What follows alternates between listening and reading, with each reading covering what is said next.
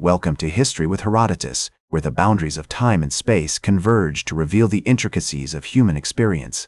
Today, we embark on a fascinating journey through the labyrinthine corridors of modern history as we delve into the captivating tale of the decline of the Soviet Union. This epic narrative is woven from the threads of ideology, politics, and human aspiration, set against the backdrop of a world in turmoil. In the aftermath of World War II, the Soviet Union emerged as one of the two superpowers, its influence spanning across Eastern Europe and beyond. The Soviet regime, with its communist ideology, had been forged in the fire of revolution, led by the indomitable Vladimir Lenin. Following Lenin's demise, Joseph Stalin ascended to power, his iron-fisted rule casting a long shadow over the Soviet landscape. Stalin's passing in 1953 marked a significant turning point, as the Soviet Union began to navigate the uncharted waters of de-Stalinization under the leadership of Nikita Khrushchev. Khrushchev's reforms, though well-intentioned, created fissures within the Soviet system as the once monolithic Communist Party began to fracture. The Soviet economy, heavily reliant on central planning and state-controlled industries, started to show signs of stagnation, its growth hindered by bureaucratic inefficiencies and a lack of innovation. As the Soviet Union struggled to keep pace with the rapidly advancing Western economies, its people began to feel the pinch of scarcity and disillusionment. Meanwhile, the winds of change were blowing across Eastern Europe as the satellite states, once tightly bound to the Soviet orbit, started to assert their independence. The Polish October in 1956, followed by the Hungarian uprising, sent shockwaves through the Soviet establishment, prompting Khrushchev to reassert Moscow's dominance. However, these events also marked a subtle yet significant shift in the Soviet Union's relationship with its Eastern European allies, as the facade of socialist unity began to crack. As the 1960s dawned, the Soviet Union found itself at a crossroads, faced with the daunting task of modernizing its economy and revitalizing its ideological appeal. The ascension of Leonid Brezhnev to power in 1964 marked the beginning of a period of stagnation as the Soviet leadership became increasingly mired in bureaucratic inertia and corruption. The Soviet Union's invasion of Czechoslovakia in 1968, intended to crush the Prague Spring, only served to further erode its international reputation and alienate its own population. The 1970s witnessed a marked deterioration in the Soviet economy, as the country struggled to cope with the consequences of its own inefficiencies. The once mighty Soviet industrial machine was now sputtering, unable to produce goods that could compete with those of the West. The Soviet people, forced to endure endless queues and scarcity, began to lose faith in the system, their discontent simmering just below the surface. As the 1980s dawned, the Soviet Union's economic woes deepened, with the country's GDP growth rate slowing to a mere 1.8% in 1982. The once mighty Soviet industrial machine was now creaking under the weight of its own inefficiencies, unable to produce goods that could compete with those of the West. The Soviet people, forced to endure endless queues and scarcity, began to lose faith in the system, their discontent simmering just below the surface. It was against this backdrop of economic stagnation and ideological disillusionment that a new leader emerged, one who would attempt to stem the tide of decline and revitalize the Soviet Union. Mikhail Gorbachev, a relatively young and dynamic leader, ascended to power in March 1985, following the death of Konstantin Chernenko. Gorbachev's rise to power marked a significant shift in the Soviet leadership, as he introduced policies aimed at reforming the economy and increasing transparency within the government. His policies of glasnost and perestroika, which translates to openness and restructuring, were designed to breathe new life into the stagnant Soviet system.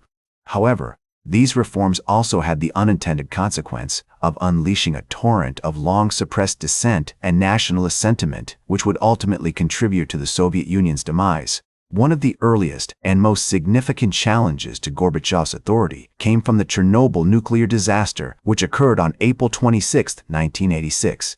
The catastrophic explosion at the Chernobyl nuclear power plant, located in Ukraine, released radioactive materials into the environment, contaminating a vast area and forcing the evacuation of thousands of people. The Soviet government's initial attempts to cover up the disaster only served to further erode trust in the system, as the true extent of the catastrophe slowly came to light. As Gorbachev himself would later acknowledge, the Chernobyl disaster was a turning point, a moment when the system's inherent flaws were laid bare for all to see. As the Soviet Union struggled to cope with the aftermath of Chernobyl, nationalist sentiment began to rise in the various republics that made up the Soviet Union. In December 1986, protests erupted in Alma-Ata, the capital of Kazakhstan, as ethnic Kazakhs demanded greater autonomy and an end to Russian domination. The protests were brutally suppressed by Soviet troops, but they marked a significant turning point in the rise of nationalist sentiment within the Soviet Union. Similar movements began to emerge in other republics, including Ukraine, Belarus, and the Baltic states, where demands for independence and self-determination grew louder. The year 1989 proved to be a watershed moment in the decline of the Soviet Union, as the Communist Party's grip on power began to slip. In March of that year, elections were held for the Congress of People's Deputies, a new legislative body created by Gorbachev as part of his reform efforts.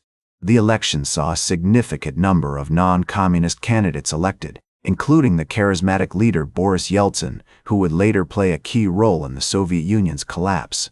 As the Congress of People's Deputies convened in May 1989, it became clear that the Communist Party's control was beginning to fray, as delegates openly criticized the government and demanded greater reform. The summer of 1989 saw a wave of strikes sweep across the Soviet Union as workers demanded better wages and working conditions.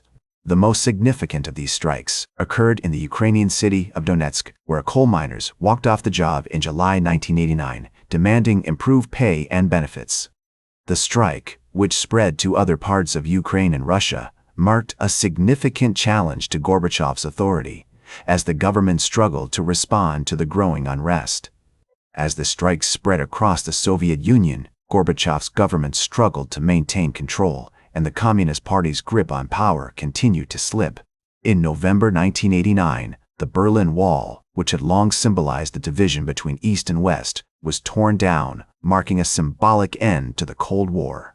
The event sent shockwaves throughout the Soviet Union, as people began to realize that the system they had lived under for decades was crumbling. In the months that followed, the Soviet Union's various republics began to declare their independence one by one. Lithuania was the first to do so in March 1990, followed by Latvia and Estonia. Ukraine, Belarus, and the other republics soon followed suit, leaving the Soviet Union on the brink of collapse. As the Russian historian Dmitry Volkogonov would later reflect, the Soviet Union died not from a lack of resources or economic might, but from a lack of faith in its own ideology. On December 25, 1991, Gorbachev resigned as president of the Soviet Union, and the country was officially dissolved. The Russian tricolor was raised over the Kremlin, marking the beginning of a new era for Russia and the other former Soviet republics. Boris Yeltsin, who had played a key role in the Soviet Union's collapse, became the first president of the Russian Federation. In the years that followed, the legacy of the Soviet Union's decline continued to shape the world. The United States emerged as the sole superpower, and a new era of globalization and international relations began. As the historian Stephen Kotkin has noted, the Soviet Union's collapse was not just an event, but a process, one that had far-reaching consequences for the world. Today, the decline of the Soviet Union is remembered as a pivotal moment in modern history, marking the end of the Cold War and the beginning of a new era of international relations. The event serves as a reminder of the power of grassroots movements and the importance of democratic values. As Gorbachev himself has said, the Soviet Union's collapse was a lesson in the dangers of authoritarianism and the importance of reform. The Soviet Union's legacy can be seen in the many countries that have transitioned from authoritarianism to democracy, inspired by the example of the Soviet people who fought for their freedom. The event also serves as a reminder of the complexities and challenges of building a new society, as the former Soviet republics continue to navigate their own paths towards democracy and economic development. That's all for today's History with Herodotus. Remember to like, share, and subscribe, and until next time, remember that, to understand the present, we must first understand the past.